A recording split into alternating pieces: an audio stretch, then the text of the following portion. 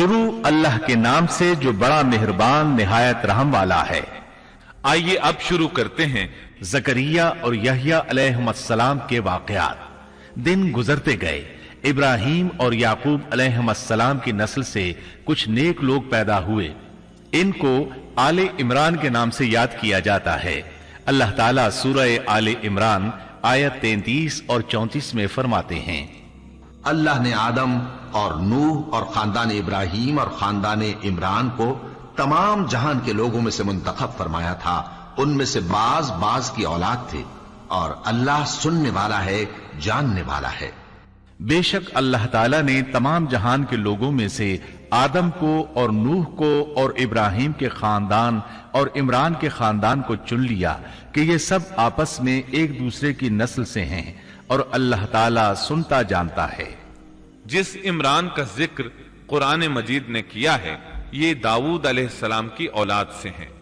زکریا علیہ السلام کی بیوی، یحییٰ علیہ السلام کی والدہ عیشا اور مریم علیہ السلام کی والدہ حنا دونوں حقیقی بہنیں تھیں، اور زکریا علیہ السلام رشتے میں مریم علیہ السلام کے خالو تھے۔ اس طرح یحییٰ علیہ السلام اور مریم علیہ السلام آپس میں خالہ زاد ہیں۔ اللہ تعالیٰ نے اس دور کے کئی واقعات کی طرف اشارہ کیا ہے۔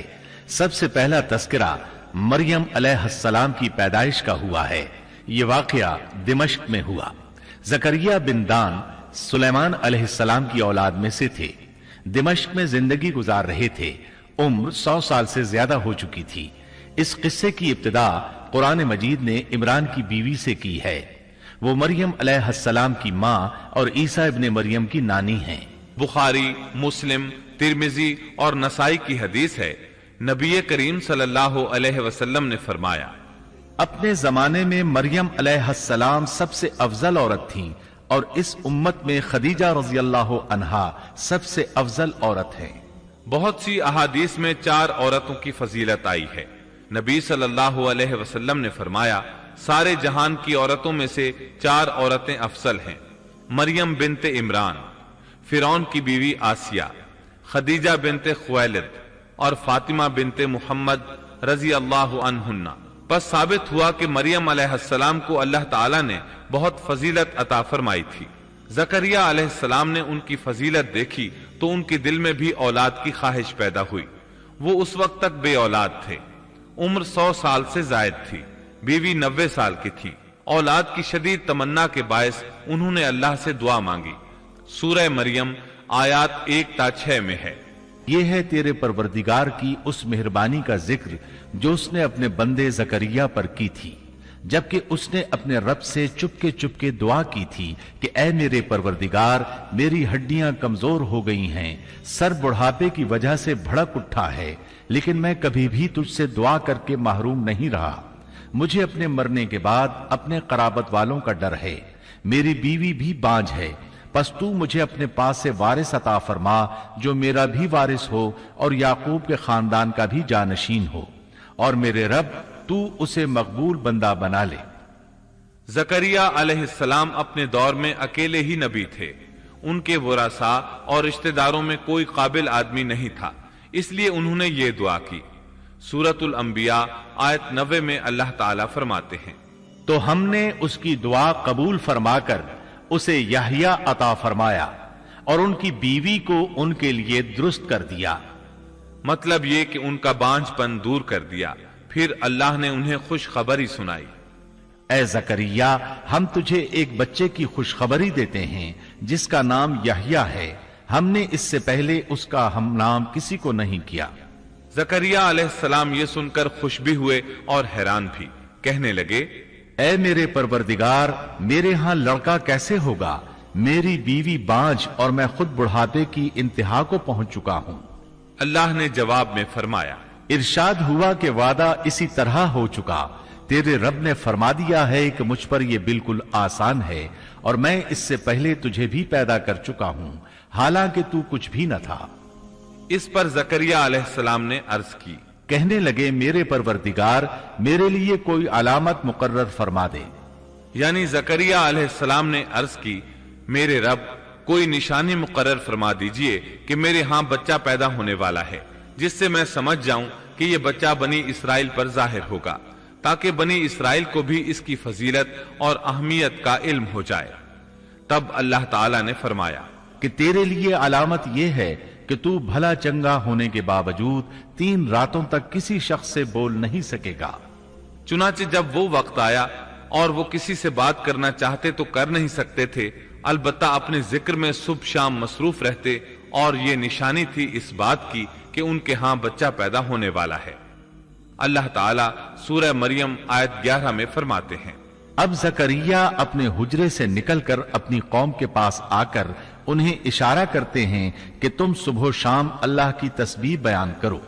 اللہ تعالیٰ سورہ آل عمران آیت 39 میں فرماتے ہیں، چنانچہ وہ ابھی عبادت گاہ میں کھڑے نماز ہی پڑھ رہے تھے کہ فرشتوں نے آواز دی کہ زکریا، اللہ تمہیں یحییٰ کی بشارت دیتا ہے، جو کلمت اللہ یعنی عیسیٰ کی تصدیق کریں گے اور سردار ہوں گے اور عورتوں سے رغبت نہ رکھنے والے اور ایک پیغمبر یعنی نیکوکاروں میں ہوں گے۔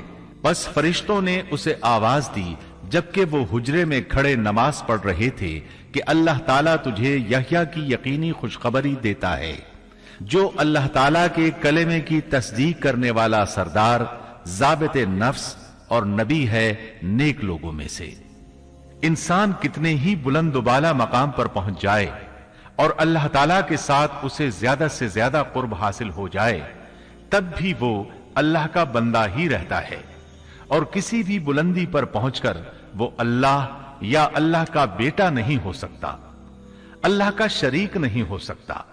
اللہ جل شانہ کی ذات پاک وحدہ لا شریک ہے اور باپ بیٹے کی نسبتوں سے پاک ہے، لہذا انسان کی سب سے بڑی گمراہی یہ ہے کہ وہ جب کسی برگزیدہ انسان سے ایسے امور صادر ہوتے دیکھتا ہے جو عقل میں نہیں آتے تو رعب یا عقیدت کی بنا پر پکار اٹھتا ہے کہ یہ ہستی تو خود اللہ ہے جو انسانی شکل میں آئی ہے، یا اس کا بیٹا ہے، یا اللہ تعالیٰ کی شریک ہے۔ وہ یہ نہیں سوچتا کہ بلا شبہ ان واقعات کا جاری ہونا اللہ کی طاقت کے ذریعے ہے جو بطور نشان اس برگزیدہ انسان کے ہاتھوں جاری ہوئے۔ اس کے باوجود یہ نہ اللہ ہے نہ اللہ کا بیٹا، بلکہ اس کا ایک پسندیدہ بندہ ہے، اور یہ امور اللہ تعالیٰ کے خاص قوانین کے تحت صرف اس کی تائید اور اس کی صداقت کے لیے ظاہر ہوتے ہیں، ورنہ وہ بھی اللہ تعالیٰ کے آگے اسی طرح مجبور ہے جس طرح دوسری مخلوق۔ انہیں خوشخبری سنائی گئی کہ بہت جلد یحییٰ نامی لڑکا پیدا ہوگا، وہ عیسیٰ علیہ السلام کی تصدیق کرے گا۔ یہاں کلمت اللہ سے مراد عیسیٰ علیہ السلام ہیں۔ اس طرح زکریا علیہ السلام کے ہاں چاند جیسا بیٹا پیدا ہو گیا۔ یہ جو ہی بڑے ہوئے ان کے پاس اللہ تعالیٰ کا پہلا حکم پہنچا، اے یحییٰ، میری کتاب کو مضبوطی سے تھام لے، اور ہم نے اسے لڑکپن ہی میں دانائی عطا فرما دی۔ اللہ تعالیٰ نے آپ کو نو عمری ہی میں حکمت اور دانائی عطا فرما دی۔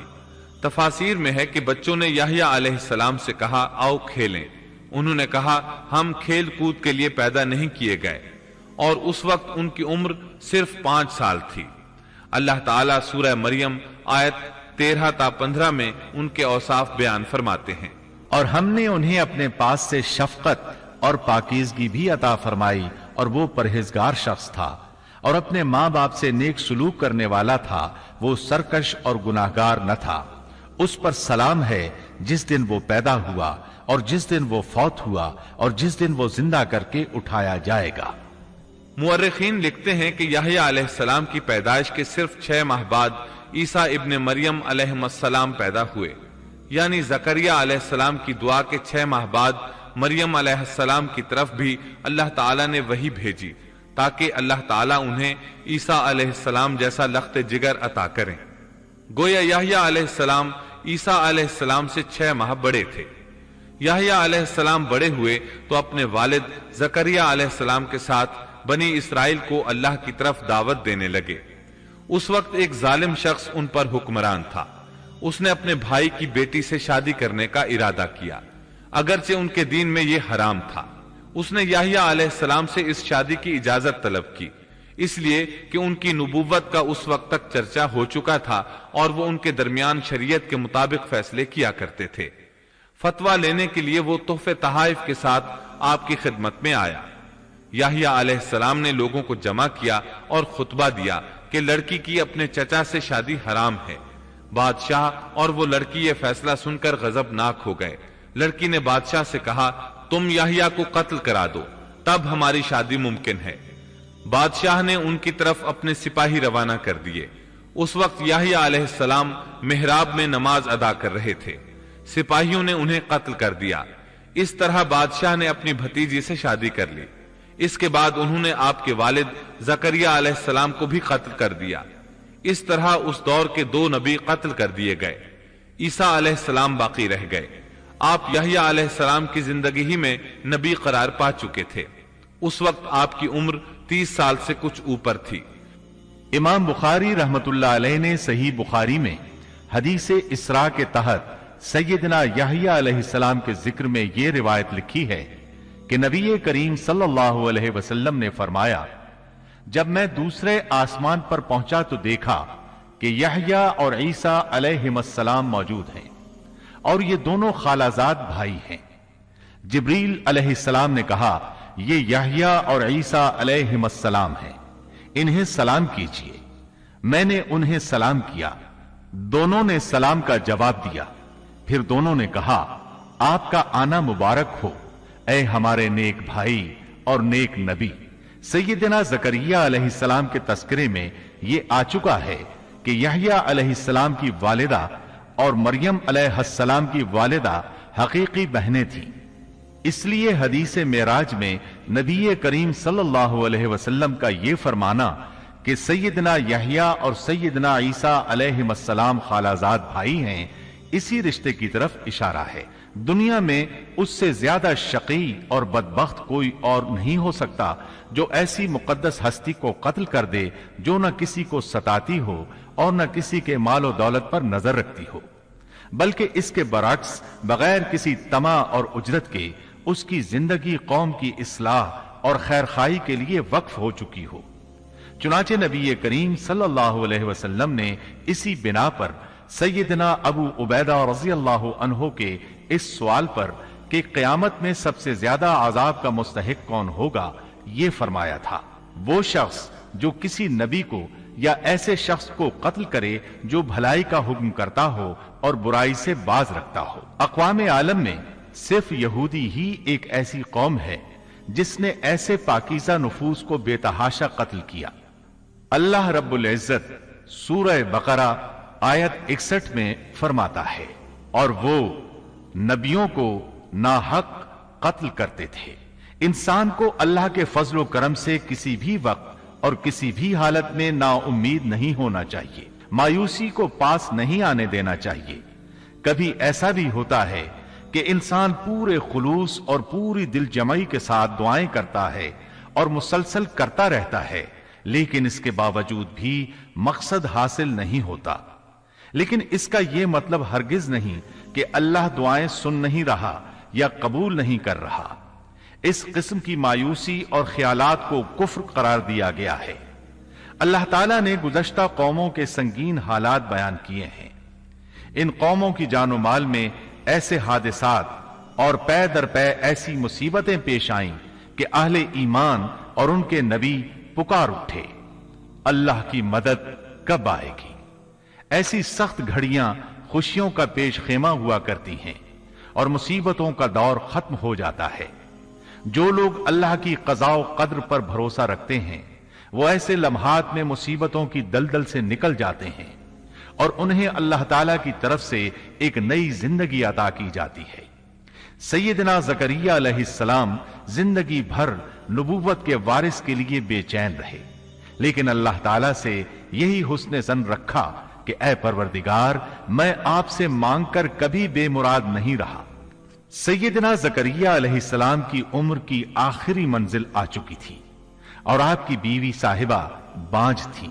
ساری زندگی گود اولاد سے خالی رہی تھی، لیکن مریم علیہ السلام کے حجرے میں کرامت کا ظہور دیکھ کر آپ کا ذہن اچانک اس طرف منتقل ہوا کہ جو اللہ تعالیٰ اس بات پر قادر ہے کہ ظاہری اسباب کے بغیر ہر روز تر و تازہ پھل حجرے میں پہنچا سکتا ہے، وہ یقیناً اس پر بھی قادر ہے کہ میری اس آخری عمر میں مجھے اولاد کی نعمت عطا کر دے۔ حقیقت یہ ہے کہ دعا کرنے والے کی نظر اس عالم اسباب میں بھی اسباب اور وسائل سے کہیں زیادہ مسبب الاسباب پر ہو تو وہ قبولیت کا دروازہ فوراً کھل جاتا ہے۔ سیدنا زکریہ علیہ السلام کو دوسرے ہی لمحے ایک عظیم فرزند کی بشارت دے دی گئی۔ اولاد کی خواہش ایک فطری خواہش ہے، اور یہ خواہش قناعت اور زہد کے خلاف بھی قطعاً نہیں۔ قرآن کریم نے انبیاء کی زبان سے اس قسم کی دعائیں اور پکار ذکر کر کے یہ حقیقت واضح کر دی کہ انبیاء اور رسل جو زہد اور قناعت کے مینار ہوتے ہیں اس دواجی زندگی سے بری نہیں ہیں۔ اسلام میں اولاد کی خواہش کو فطری خواہش قرار دیا گیا ہے، تاہم یہ نکتہ بھی ذہن میں رہنا چاہیے کہ سیدنا زکریہ علیہ السلام صرف اولاد ہی نہیں چاہتے تھے، صالح اولاد چاہتے تھے تاکہ وہ ان کے بعد دعوت کا کام جاری رکھے۔ اس لیے آپ نے اپنی دعاؤں کو پاکیزہ اور نیک اولاد کے الفاظ کے ساتھ خاص کیا۔ سورہ آل عمران آیت 38 میں ہے، اسی جگہ زکریہ علیہ السلام نے اپنے پروردگار سے دعا کی، کہا کہ اے میرے پروردگار، مجھے اپنے پاس سے پاکیزہ اولاد عطا فرما، بے شک تو دعا کا سننے والا ہے۔